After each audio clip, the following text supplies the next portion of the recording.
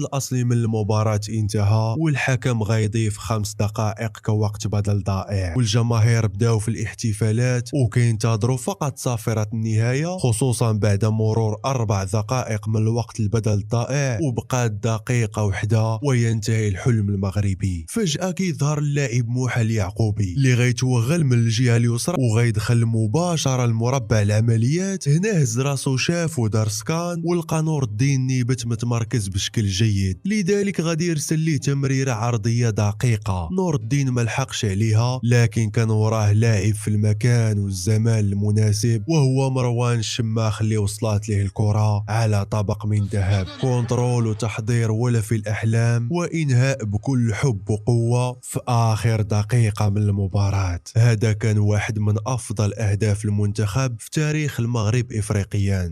الهدف الثاني غادي نرجعو به لسنة 1998 وتحديدا نسخة كأس إفريقيا ببوركينا فاسو. الهدف ماشي غير أسطوري فقط وغتشوف بحاله مرة أو مرتين في حياتك كاملة، لكنه مهم أيضا من ناحية القيمة. المهم احنا الآن في دور المجموعات، تعادل في المقابلة الأولى ضد زامبيا بهدف البهجة، والمباراة الثانية ربحنا الموزمبيق بسهولة بثلاثية. ترتيب المجموعة قبل المواجهة الأخيرة والحاسمة ضد مصر كان 6 نقاط لمصر و4 نقاط للمغرب وزامبيا نقطة والموزمبيق 0 نقطة. المنتخب كان محتاج الفوز أو التعادل في هذه المقابلة لضمان التأهل بشكل رسمي إلى الدور الثاني بدون استعمال الآلة الحاسبة. بدات المباراة وضيعنا فرص كثيرة وكنا مسيطرين، لكن والو، النتيجة كانت غادية في صالح المصريين بالتعادل السلبي 0 لمثله ويتأهلوا هما كمتصدرين. ولكن فجأة تغير كل شيء